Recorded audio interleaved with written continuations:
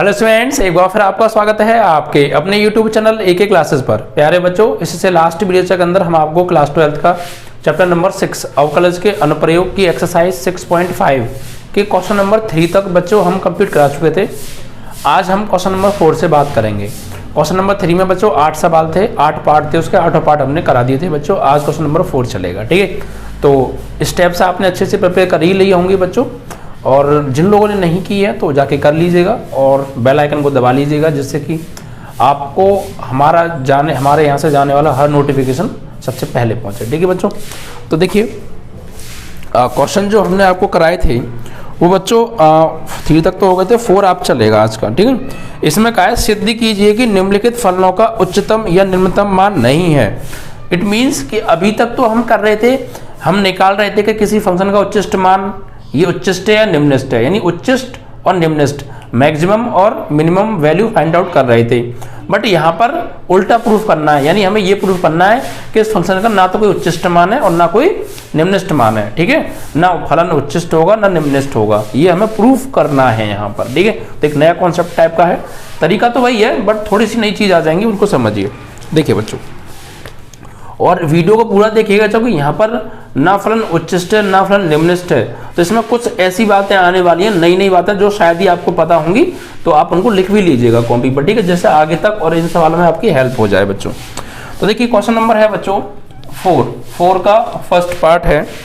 इसमें हमें दे रखा है, फंक्शन दिया है हमें f(x) बराबर e की पावर x, f(x) बराबर e की पावर x, और सिद्ध करवाया है कि यह ना तो उच्चिष्ट होगा और ना ये निम्नष्ट होगा, ये प्रूफ करो बच्चों। देखिए कैसे करेंगे, देखिए स्टेप्स तो वही यूज करनी है। सबसे पहले इसका एक बार अवकलन करेंगे, फिर 2 बार अवकलन करेंगे, फिर इसका x का मान निकालेंगे, फिर उस x के मान जो भी आएंगे उस पर d2i/dx2 चेक करेंगे। प्रोसेस वही है बच्चों, ठीक है। तो ध्यान से समझिएगा। देखिए सबसे पहले यहाँ पर इसको क्या करेंगे, x के सापेक्ष अवकलन करने पर, तो बच्चों f(x) का करेंगे तो f'(x), और यहाँ e की पावर x का अवकलन होता है e की पावर x, ठीक है। फिर पुनः अवकलन करने पर,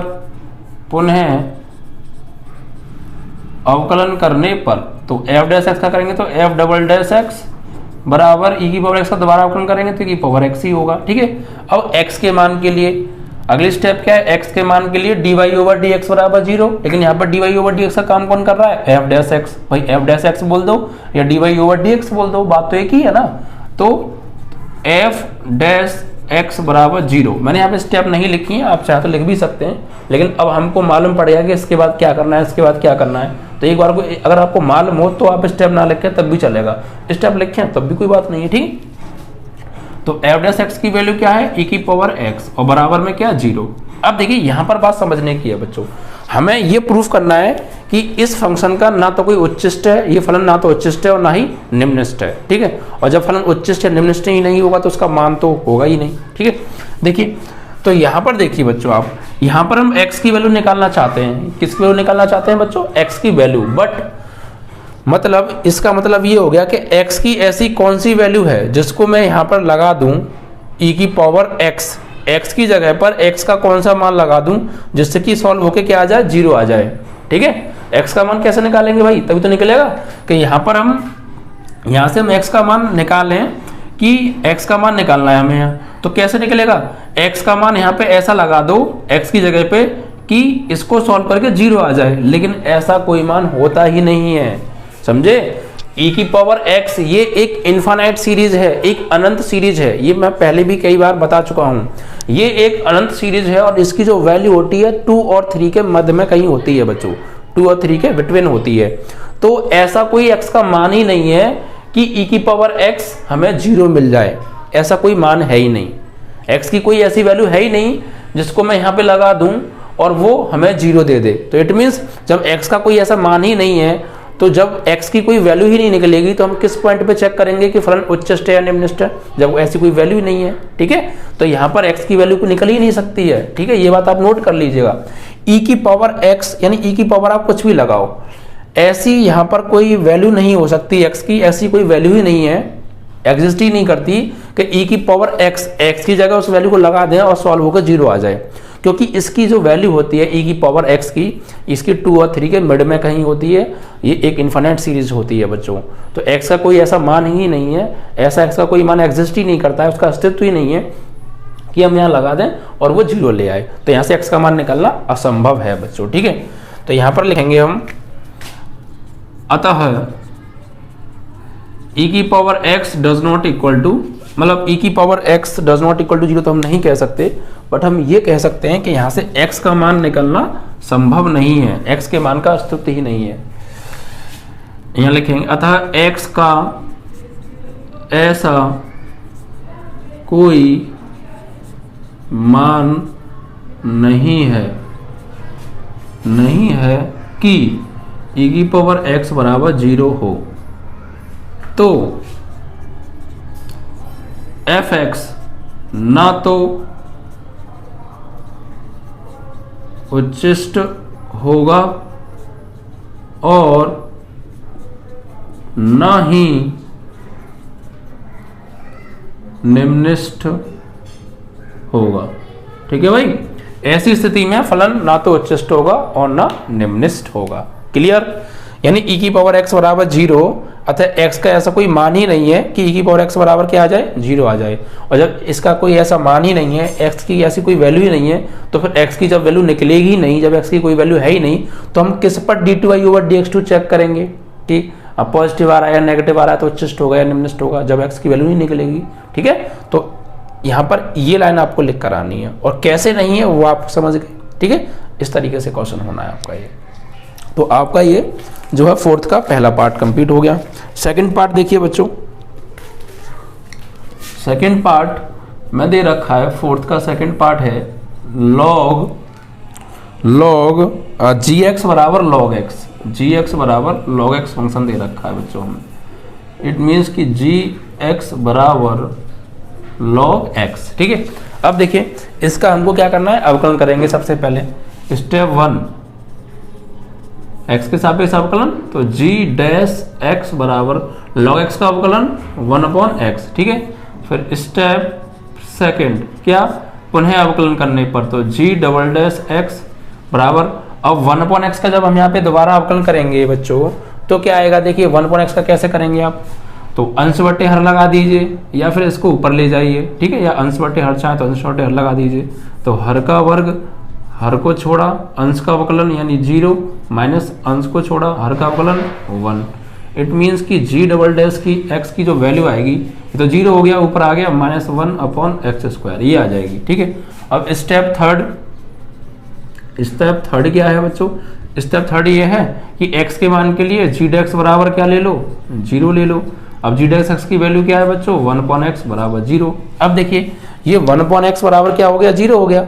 अब इस x को हम भेज देंगे 0 में, तो x का तो 0 बन जाएगा। इट मीन्स कि हमें x की वैल्यू यहाँ से ज्ञात करनी है। भाई हमने g डैश x बराबर 0 क्यों लिया है, क्योंकि x के मान के लिए dy/dx या g डैश x एक ही बात है, बराबर 0 लेते हैं। तो हम किसके मान के लिए लेते हैं, कि x के मान के लिए लेते हैं, x का मान हमें ज्ञात करना है यहाँ से। लेकिन भाई x तो 0 में चला गया, x तो 0 में चला गया, तो जिसका मान हमको ज्ञात करना था वो तो खुद 0 हो गया, तो हम मान किसका निकालें, ठीक है। तो यहाँ से भी x का मान निकलना पॉसिबल नहीं है, क्योंकि जिसकी वैल्यू हमें ज्ञात करनी है वो खुद 0 हो गया, तो मान किसका निकालें हम यहाँ पे, तो x का मान यहाँ पर भी संभव नहीं है, ठीक है। तो फिर क्या होगा, तो जब x का ही मान नहीं निकलेगा तो ना फलन उच्चिष्ट होगा ना निम्निष्ठ होगा। वही बात, जैसे यहाँ पर x की वैल्यू नहीं निकल पाई थी, ऐसे यहाँ नहीं निकल पा रही है, ठीक है, क्योंकि 1/x बराबर 0 आ गया प्यारे। और जब क्रॉस मल्टीप्लाई करेंगे तो x तो 0 में चला जाएगा ना, और जब x ही नहीं रहेगा तो मान किसका निकालेंगे, और जब मान नहीं निकलेगा तो फिर ये कैसे पता करेंगे कि फलन उच्चिष्ट है या निम्निष्ठ है। इट मीन्स कि x की वैल्यू निकल ही नहीं सकती यहाँ से, ठीक है।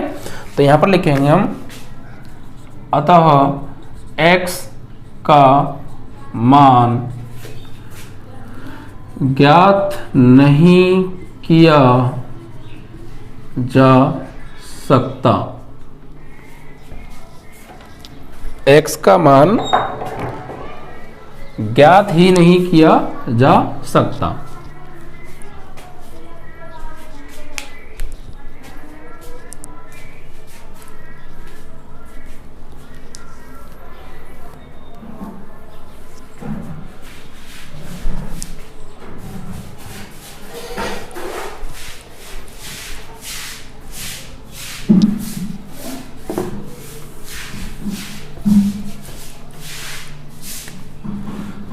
तो यहां लाइन लिखेंगे हम, अतः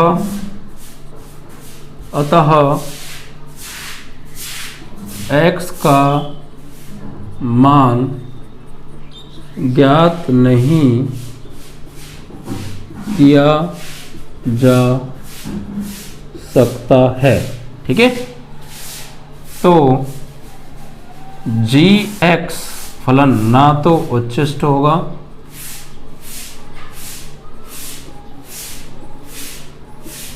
और ना ही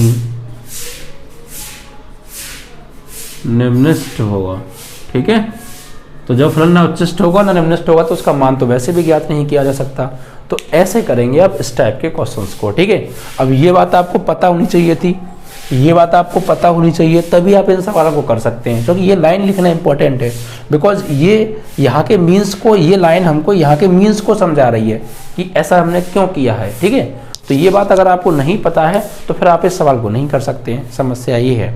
तो कुल मिला के ये बातें आपको पता होनी चाहिए कि e की power x is a infinite series, it's value between 2 and 3, between 2 और 3। तो ये आपको नहीं पता होगा तो फिर आप मान नहीं निकाल सकते, दिक्कत आने वाली है आपको। ठीक है, तो ये चीज़ आपको मालूम होनी चाहिए, इन बातों को आप लिख लीजिएगा। और आप जब भी क्वेश्चन ना उच्चिष्ट ना निम्निष्ट का आएगा तो वो इस टाइप की कंडीशन वहाँ जरूर बनेंगी कि वहाँ से x की वैल्यू ज्ञात नहीं हो सकती है। बस डिपेंड ये करता है कि आपको पता हो वो चीज़ें। ठीक है, तो ये आपका क्वेश्चन नंबर बच्चों 4th का first part and second part दोनों कंप्लीट हो गए।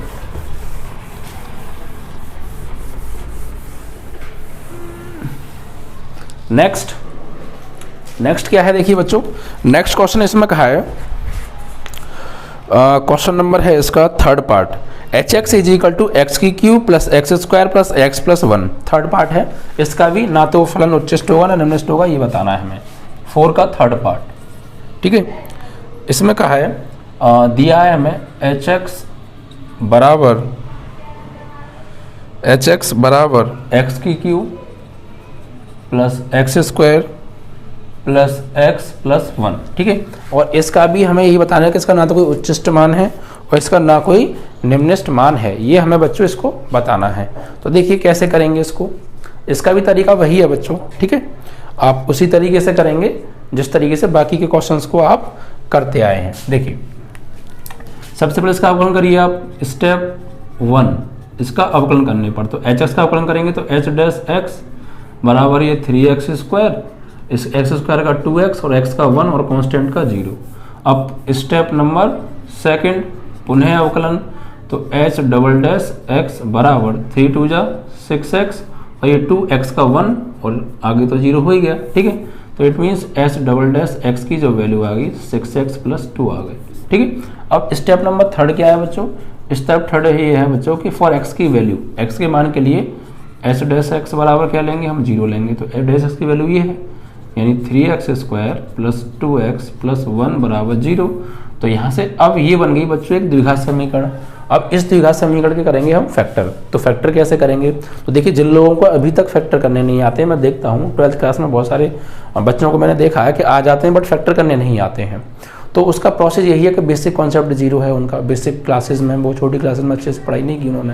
तो देखिए फैक्टर करने का प्रोसेस क्या रहता है, ये एक द्विघात समीकरण है, ये एक्स स्क्वायर वाला पद है, ये एक्स वाला पद है और ये अचर पद है। अचर पद मतलब यहाँ पे ना तो कोई चर राशि, यहाँ कोई चर राशि नहीं है, कुल मिला के ये कांस्टेंट वैल्यू है। तो फैक्टर करके क्या करते हैं बच्चों, इसका मल्टीप्लाई करते हैं एक्स स्क्वायर के गुणांक से।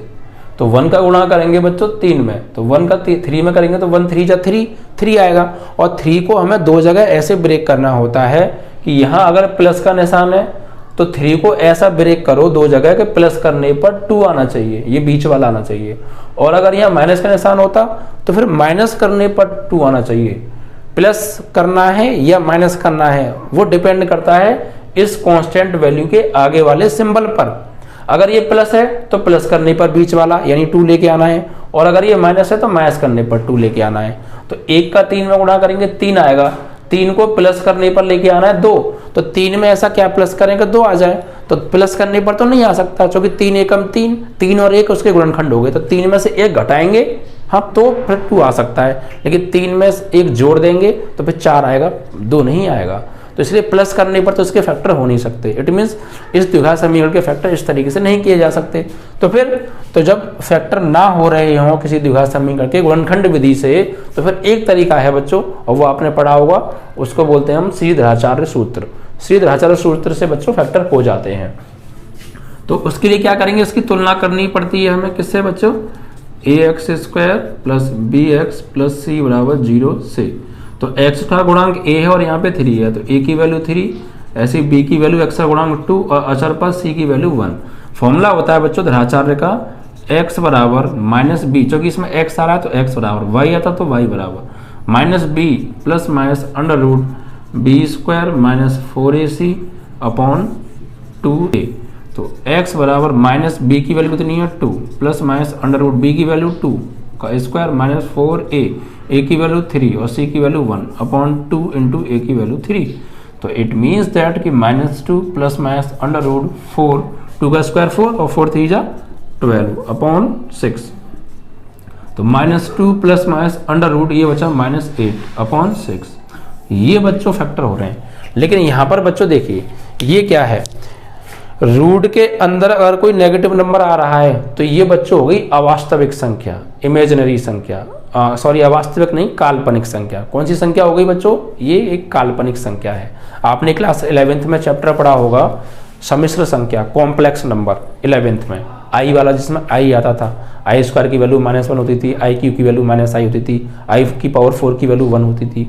आपको ध्यान आ रहा हो और आपने पढ़ा हो तो ये बच्चों एक जो है काल्पनिक संख्या है। कैसी संख्या है, काल्पनिक संख्या। मतलब काल्पनिक संख्या वो होती हैं जिनकी सिर्फ हम कल्पना कर सकते हैं, जिनको सिर्फ हम सोच सकते हैं, उनको डिफाइन नहीं किया जा सकता है, उनको हम लिख नहीं सकते हैं, सामने नहीं ला सकते हैं, जिसको सिर्फ हमने सोचा यस ये ऐसा हो सकता है बट कंफर्म नहीं है। तो ये एक काल्पनिक संख्या आ रही है। मतलब इसके जब हमने फैक्टर करे तो एक काल्पनिक संख्या मिली, और काल्पनिक संख्या अगर है तो काल्पनिक संख्या पर हम किसी फंक्शन को उच्चिष्ट या निम्निष्ट नहीं चेक कर सकते। ठीक है, तो यहाँ पर लिखेंगे, यहाँ लिखेंगे जो कि एक काल्पनिक संख्या है, यह एक काल्पनिक संख्या है। अतः fx ना तो fx का मान, fx ना तो उच्चिष्ट ना तो निम्निष्ट होगा। ठीक है,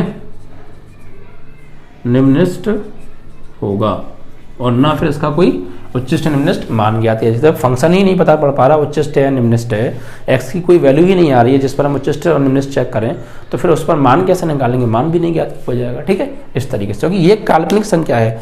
काल्पनिक ना होकर चाहे कोई और संख्या होती तो उस पर निकाल लेते, बट काल्पनिक संख्या पर जो है काल्पनिक संख्या की कल्पना कर सकते हैं बस हम, और कुछ नहीं हो सकता है इसका। तो फिर यहाँ से इस पर तो फिर जो g' है यानी g"x है वो क्या होगा, यहाँ से जो मिलेगी वो भी हमें एक काल्पनिक संख्या मिलेगी। तो काल्पनिक संख्या के बिहाफ पर जो है हम उच्चिष्ट या निम्निष्ट मान नहीं ज्ञात कर सकते। ये बात नहीं पता हो तो आप लिख लीजिएगा। ठीक है, तो इस तरीके से ये क्वेश्चन नंबर 4 के तीनों पार्ट आपको समझ में आ गए होंगे और तीनों पार्ट हमने समाप्त करा दिए और तीनों पार्टों में एक नई नई बात मालूम आपको पड़ी बच्चों। ठीक है, तो इन बातों को आप लिख लीजिएगा और आगे लाइफ में ध्यान रखिएगा, आने वाले अदर क्वेश्चंस के लिए भी, इस टाइप के क्वेश्चंस के लिए भी। ठीक है, चलिए अब आते हैं बच्चों हम सीधे क्वेश्चन नंबर 5 पर।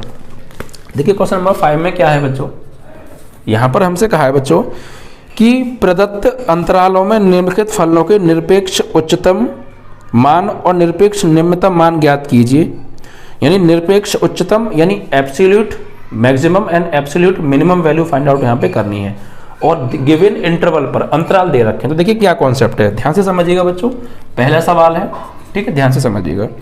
तरीका वही है जो हम पीछे कर रहे हैं। हमें fx बराबर फंक्शन दिया होगा, यहाँ पर एक हमें दे रखा है x³ और इंटरवल दे रखे हैं, यानी अंतराल हमें दे रखे हैं बच्चों x belongs to close interval -2 से 2, -2 से 2, ये क्लोज इंटरवल दे रखा है। अब देखिए मैं आपको इसका कॉन्सेप्ट बताता हूँ, कॉन्सेप्ट क्या है करने का। देखिए हमें इस फंक्शन का निरपेक्ष उच्चतम और निरपेक्ष निम्नतम मान ज्ञात करना है इस अंतराल पर। देखिए हम यहाँ क्या करेंगे, कॉन्सेप्ट क्या होगा, पहले इसका क्या करेंगे, वही तरीका है एक्स के सापेक्ष अवकलन करने पर। स्टेप नंबर 1, स्टेप 1 एक्स के सापेक्ष अवकलन करेंगे तो एफ डैश एक्स बराबर एक्स के ऊपर 3x², ठीक है। फिर स्टेप नंबर 2 क्या, पुनः अवकलन करेंगे तो एफ डबल डैश एक्स बराबर ये 2 फिर आगे आ जाएगा, 2 3 जा 6x। फिर स्टेप नंबर 3 क्या है बच्चों कि x के मान के लिए एफ डैश एक्स बराबर 0, तो एफ डैश एक्स बराबर 0, तो वैल्यू क्या है 3x² बराबर 0, तो 3 को भेज दो 0 में, तो x² बराबर 0, तो x और क्या आ जाएगा यहाँ से 0 आ जाएगा, तो x की वैल्यू आ गई 0। अब कॉन्सेप्ट ये है, यहाँ से ध्यान दीजिएगा बच्चों कि जब भी कभी आपको इंटरवल दिए हों, ठीक है, और निरपेक्ष उच्चतम या निरपेक्ष निम्नतम मान ज्ञात कराएं, तो सबसे पहले तो आप उन्हीं स्टेप्स का यूज करके यहाँ से x की वैल्यू निकाल लोगे। अब ये जो x की वैल्यू आ रही है ये इन इंटरवल के बीच में आनी चाहिए। ये क्लोज इंटरवल का मतलब आप समझ रहे हैं, क्लोज इंटरवल का मतलब ये होता है, मैं पहले ही बता चुका हूँ कि ये कोने की वैल्यू को भी ले सकते हैं और इसके बीच की जो वैल्यू आ रही है उनको भी हम ले सकते हैं। अगर यहाँ ओपन इंटरवल होता तो फिर कोने वाली वैल्यू नहीं ले सकते थे, उनके बीच की वैल्यू पे चेक करते। तो यहाँ पर क्लोज इंटरवल -2 से 2 दे रखा है, और ये जो 0 है ये -2 और 2 के बीच में ही तो आता है 0 भाई, -2 -1 0 1 2, तो -2 और +2 के बीच में तो आ रहा है 0। तो यानी कि इस इंटरवल को ये जो वैल्यू निकल के आई है हमारी x की संतुष्ट कर रही है, और संतुष्ट करनी भी चाहिए, तभी हम निरपेक्ष उच्चतम या निम्नतम मान निकाल पाएंगे। तो यहाँ पर हम लिखेंगे अतः x = 0 belongs to close interval -2 से 2। अब ये इसको संतुष्ट कर रही है, क्योंकि हमने यहाँ पे लिखा है कि जो x बराबर 0 है वो इसको इससे संबंधित है, मतलब इसके बीच में आ रही है। तो अब हम जो निकालेंगे बच्चों निरपेक्ष उच्चतम या निरपेक्ष निम्नतम, यहाँ पर एक्चुअली मैं आपको बता दूं कि यहाँ पर हमें एक्चुअली ये जो d2y ओवर dx2 निकाला है हमने एफ डबल डैश एक्स, इसको निकालने की आवश्यकता नहीं है। उसका रीजन ये है क्योंकि हमारा जो x की वैल्यू आ रही है उस पर, और ये जो इंटरवल के कॉर्नर पॉइंट हैं -2 और 2, इन पर, इन तीनों वैल्यूज पर हमें निरपेक्ष उच्चतम या निरपेक्ष निम्नतम मान निकालना है। तो हमारे पास तीनों बिंदु आ गए, अब इन तीनों बिंदुओं को सीधे सीधे फंक्शन में आपको लगाना है, ये है कॉन्सेप्ट करने का, ठीक है। तो यहाँ पर लिखेंगे x बराबर 0, x बराबर -2 और x बराबर 2 पर निरपेक्ष मान,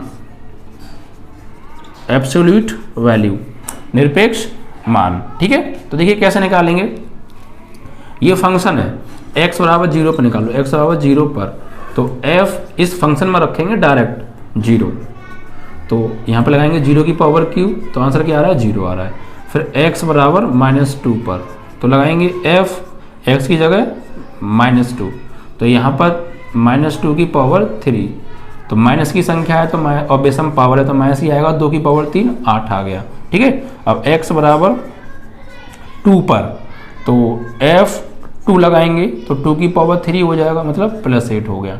तो अब निरपेक्ष उच्चतम और निरपेक्ष निम्नतम मान पूछा है। निरपेक्ष उच्चतम मतलब सबसे बड़ा, तो सबसे बड़ा तो 8 आ रहा है, तो निरपेक्ष उच्चतम मान क्या हो गया, ये हो गया, ठीक है। और निरपेक्ष निम्नतम मान तो सबसे छोटा, तो सबसे छोटा कौन है इसमें, -8, क्योंकि जो माइनस की संख्या होती है वो 0 से भी छोटी होती है, यू नो, ठीक है। तो यहाँ पर हम लिखेंगे अतः निरपेक्ष एब्सोल्यूट निम्नतम मान, निम्नतम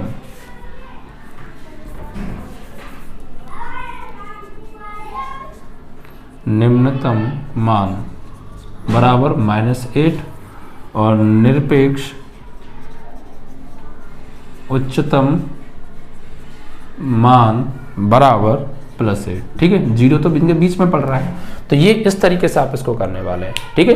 कॉन्सेप्ट वही है, पहले x की वैल्यू निकालो और वो x की वैल्यू गिवन इंटरवल को से संबंधित होनी चाहिए। तो गिवन इंटरवल और जो हमारी x की वैल्यू निकल के आई है वो, उन तीनों पॉइंट्स पर हम डायरेक्ट फंक्शन में रख के वैल्यूज निकालेंगे, और वहां से जो भी हमें वैल्यूज मिलेंगी उसमें उच्चतम वैल्यू देख लेंगे, वो निरपेक्ष उच्चतम होगा, और जो निम्नतम वैल्यू होगी वो निरपेक्ष निम्नतम मान होगा। क्लियर, चलिए। तो इस तरीके से ये आपका 5th का फर्स्ट पार्ट बच्चों कंप्लीट हो गया। अब 5th के सेकंड पार्ट की बात करते हैं बच्चों। देखिए इसमें हमें क्या दे रखा है, एक्चुअली इसमें हमें दे रखा है बच्चों सेकंड पार्ट है एफ एक्स बराबर sine X plus cos X और x belongs to close interval 0 से पाई, यानी जो हमारा यहाँ से x की वैल्यू आनी चाहिए वो 0 और पाई के बीच में आनी चाहिए। ठीक है, तो सबसे पहले स्टेप 1 तो वही है, क्या अवकलन करो, तो f डैश x बराबर साइन एक्स का अवकलन cos x और cos x का अवकलन माइनस के साइन एक्स। ठीक है, फिर स्टेप सेकंड पुनः अवकलन, तो f डबल डैश x बराबर cos x का अवकलन माइनस साइन एक्स और माइनस साइन एक्स का अवकलन cos x। ठीक है, अब स्टेप थर्ड क्या है, x के मान के लिए dy ओवर dx बराबर क्या लगाना है, हमें 0 लगाना है। ठीक है, x के मान के लिए dy ओवर dx बराबर 0 लगाएंगे, यानी f डैश x बराबर 0, तो f डैश x बराबर 0, तो cos x minus sine x बराबर 0, तो cos x बराबर क्या आ जाएगा, साइन x। अब इसको आप बटे में ले जाओ, तो 1 is equal to sine X upon cos X, तो 1 is equal to tan X. 10 में 1 किसकी वैल्यू होती है, 45 डिग्री की, और यहाँ पे टेन एक्स, तो कंपेयर करेंगे एंगल्स की, तो एक्स की वैल्यू आ गई पाई बाई 4। पाई बाई 4 कितना होता है बच्चों, 45 डिग्री होता है।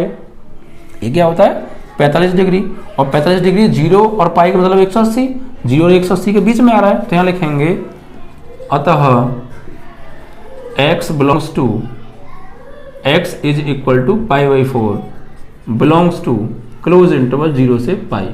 इसको इससे संबंधित है क्योंकि इनके बीच में आ रहा है, 0 और पाई के बीच में आ रहा है, तो अब इन तीनों पर निकालेंगे, तो x बराबर पाई 0, ये पाई बाई 4 है, पाई बाई 4 0 और पाई पर फंक्शन वैल्यू निकालो भैया एफ एक्स, तो भाई एफ एक्स ये क्या लगाने वाले हम, पाई बाई 4, तो लगाओ, तो साइन एक्स की जगह पाई बाई 4 प्लस कॉस एक्स की जगह पाई बाई 4। ठीक है, अब यहाँ बच्चों वैल्यू लगाइए, तो साइन पाई बाई 4 की वैल्यू क्या होती है, 1/√2 और ये 1/√2, तो ये आधा √2 और ये भी आधा √2, तो क्या मतलब क्या हो गया, कुल मिला के 1√2 कह सकते हैं, या फिर आप एलसीएम ले लीजिए √2, तो ऊपर 1 + 1 यानी 2/√2, इससे कट गया √2r। ठीक है, अब f किस पे निकालना है, 0 पर, तो 0 लगाओ, तो यहाँ पे साइन 0 प्लस कॉस 0, तो साइन 0 की वैल्यू क्या होती है 0 और कॉस 0 की वैल्यू क्या होती है 1, तो फाइनली क्या आ गया 1।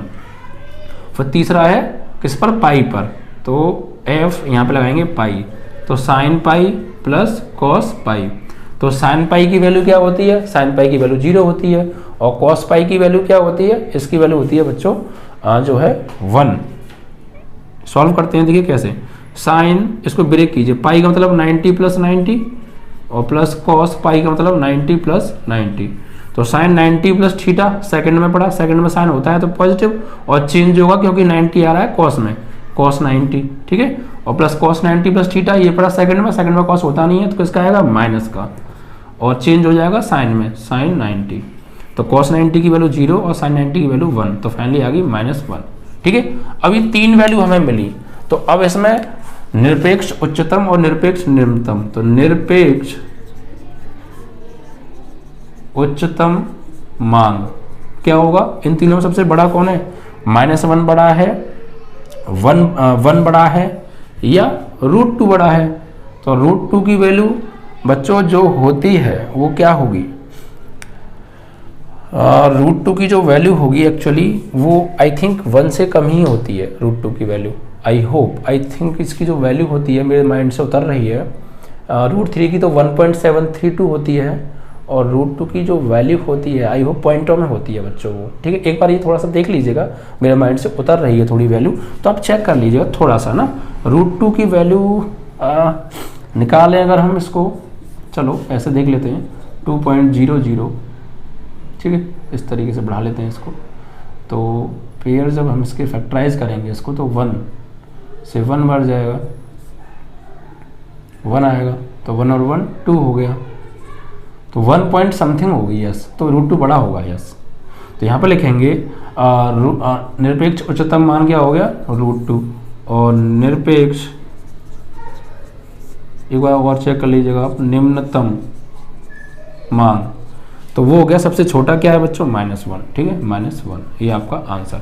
एक बार हम बुक में भी चेक कर लेते हैं इसकी आंसर शीट को बच्चों, तो एक्चुअली ये है 5th का, 6.5 का 5th क्वेश्चन है बच्चों, ठीक है। वही है यस, निम्न उच्चतम मान √2 ही आ रहा है, यस √2 है। √2 की वैल्यू जो है 1 पॉइंट समथिंग होती है बच्चों, तो कुल मिला के 1 से तो बड़ी हो गई ना, ठीक है, करेक्ट है। तो ये आपका 5 का बच्चों सेकंड पार्ट भी कंप्लीट। तो इस तरीके से आप कर रहे हैं, कॉन्सेप्ट पर ज़्यादा ध्यान दें, ठीक है। तो और कैलकुलेशन आपकी थोड़ी सही हो तो फिर तो आप कर ही जाएंगे। नेक्स्ट है बच्चों क्वेश्चन नंबर है 3rd, इसी का 3rd है बच्चों। इसमें क्या दे रखा है देखो, fx बराबर 4x माइनस 1/2 एक्स स्क्वायर, ठीक है, and x belongs to close interval -2 से 9/2। 9/2 मतलब 4.5 है बच्चों ये, ठीक है।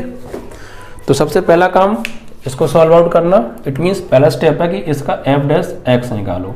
तो f' निकालेंगे तो 4x का 1, ये 1/2 है, और x स्क्वायर का 2x, तो 2 से 2 कट गया। तो f" कैसे निकालेंगे, कांस्टेंट का 0 हो गया, और माइनस यहाँ पे x का क्या हो गया 1। वैसे हमें जरूरत ही नहीं पड़ती f" की, ठीक है। इस तरफ थर्ड क्या होती है, x के मान के लिए f' बराबर 0। तो f' की वैल्यू क्या है बच्चों 4 माइनस, ये तो कट गया, x बराबर 0, तो x बार क्या आ गया 4 आ गया बच्चों। और इसका मतलब क्या है -2 और 4.5, 9/2 मतलब 4.5। तो यहाँ पे x = जो 4 है ये बिलोंग करेगी बच्चों -2, 9/2 से। तो अब f किस किस पर निकालेंगे हम, यहाँ पे निरपेक्ष उच्चतम मान, तो x बराबर -2, 4 और 9/2 पर, इन पर निकालेंगे क्या निरपेक्ष मान। तो लगाइए बच्चों, तो f x क्या लगाने वाले हैं पहले -2, तो यहाँ पे लगाएंगे 4 × -2 -1/2 और -2 का स्क्वायर, इट मीन्स -8, और ये -1/2 और 2 का स्क्वायर 4, 2 2 जा 4, -8 और -2 ये हो गया -10, भाई -8 और ये -2 तो -10। फिर अब निकालेंगे f4 पर, तो 4 × 4 यहाँ पे लगाएंगे और -1/2 और यहाँ 4 का स्क्वायर, तो ये हो गया 16 -1/2 और ये 16, 2 8 जा 16, 16 में से 8 गया तो क्या आ गया +8 आ गया, ठीक है। अब निकालेंगे लास्ट पॉइंट है x = 9/2 पर, तो 4 × 9/2 -1/2 और ये 9/2 का स्क्वायर, तो 2 2 जा 4 और 9 2 जा 18 माइनस ऊपर 9 का स्क्वायर 81 और नीचे 2 का स्क्वायर 4 और 4 2 जा 8, ओके। और 8 का स्क्वायर मल्टीप्लाई कीजिए तो 18 5 90, 18 7, तो 8 2 64 और 8 एकम 8, ठीक है, और 6 14 आ गया, 18 8 144, ठीक है, और -81/8 आ गया। तो सॉल्व आउट करिए, 4 से 1 गया 3, 14 से 8 गया 6/8, 8 से डिवाइड करेंगे तो कितना आएगा, और 7 56, ठीक है, कितना बचा 7 पॉइंट समथिंग आएगा, 8 7 56, 8 7 56 हो गया, तो ये बचे आपके 6 और 3 9 और 90 हो जाएगा, तो 8 9 72, 8 2 80 और 11 11 समथिंग इतना आने वाला है, ठीक है, 7.11। तो अब निरपेक्ष उच्चतम मान और निरपेक्ष निम्नतम, तो निरपेक्ष निम्नतम मान सबसे छोटी वैल्यू कितनी है, ये 7.11 है, ये 8 है और ये -10 है, तो -10 हो गया सबसे छोटा मान, और निरपेक्ष उच्चतम मान सबसे बड़ा कितना है 8 है, 8, ये आपका आंसर, ठीक है। इस तरीके से आप करेंगे। तो कॉन्सेप्ट समझिए, आप पहले स्टेप्स का अवकलन करिए और x का मान निकालो, और जो भी x का मान आ रहा है वो वैल्यू और जो हमें इंटरवल के पॉइंट्स दे रखे हैं उन पॉइंट्स पर आप f(x) यानी फंक्शन की वैल्यू निकालो।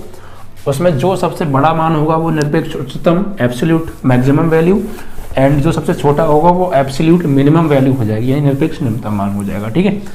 अब इसी प्रकार बच्चों इसका एक पार्ट और बचता है, क्वेश्चन नंबर 5 का है, क्या है बच्चों 5 का 4th पार्ट। देखिए फंक्शन दे रखा है f(x) बराबर x - 1 का होल स्क्वायर प्लस 3, ठीक है, and x belongs to close interval -3 से 1, ठीक है, यानी जो x की वैल्यू रहनी चाहिए वो -3 और 1 के बीच में आनी चाहिए। तो सबसे पहली स्टेप इसका अवकलन करेंगे, तो f' x बराबर अवकलन करेंगे तो ये आगे गिर जाएगा 2 x यानी n x की पावर n माइनस 1 और इसका पुनः करेंगे तो x का 1 और इसका 0 और इसका 0 हो गया, कांस्टेंट है तो 2x माइनस 1 आ गया। ठीक है, अब f dash x double dash x निकालना चाहते हैं तो 2 कांस्टेंट है, x का 1 इसका 0, इट मीन्स 2 आ गया। अब स्टेप नंबर नेक्स्ट क्या है, x के मान के लिए f डैश x बराबर 0, तो इसकी वैल्यू आ रही है ये, तो 2x माइनस 1 बराबर 0, तो x माइनस 1 बराबर 0, तो x बराबर क्या आ गया, 1 आ गया। अब ये जो 1 है -3 और 1 के बीच में है या उसके बराबर में है, तो कुल मिला के इसी के बराबर तो पड़ ही रहा है ना, तो x बराबर 1 और x बराबर किस पर निकालेंगे, -3 पर, चूँकि 1 1 दोनों ही है। ठीक है, तो f1 लगाइए पहले आप यहाँ पे, तो यहाँ पे 1 लगाएंगे तो 1 माइनस 1 की पावर 3 प्लस 3, तो ये तो 0 हो गया, 1 में से बन गया 0, तो फाइनली क्या आएगा, 3 आएगा ये। और एक निकालिए -3 पर, तो -3 और ये -1 का स्क्वायर प्लस 3, तो -3 -1 -4 का स्क्वायर 16 और प्लस 3, तो कितना आ गया, 19। ठीक है, तो ये हो गया निरपेक्ष उच्चतम और ये हो गया निरपेक्ष निम्नतम मान। ठीक है, इस तरीके से आपका ये पार्ट भी कंप्लीट हुआ, यानी क्वेश्चन नंबर 5 के 4th पार्ट थे ये कंप्लीट करा दिए, और क्वेश्चन नंबर 4 के भी 4 पार्ट थे, वो भी 3 पार्ट थे बच्चों, यानी 7 टोटल क्वेश्चन हो गए आपके। तो आई होप कि ये सारे क्वेश्चन का कॉन्सेप्ट जो मैंने आपको कराया स्लोली आपको समझ में आ गया होगा। फिर भी कोई दिक्कत हो कमेंट के माध्यम से मैं बताइए बच्चों, और ज़्यादा से ज़्यादा वीडियो को शेयर किया करो और लाइक किया करो यार। ठीक है,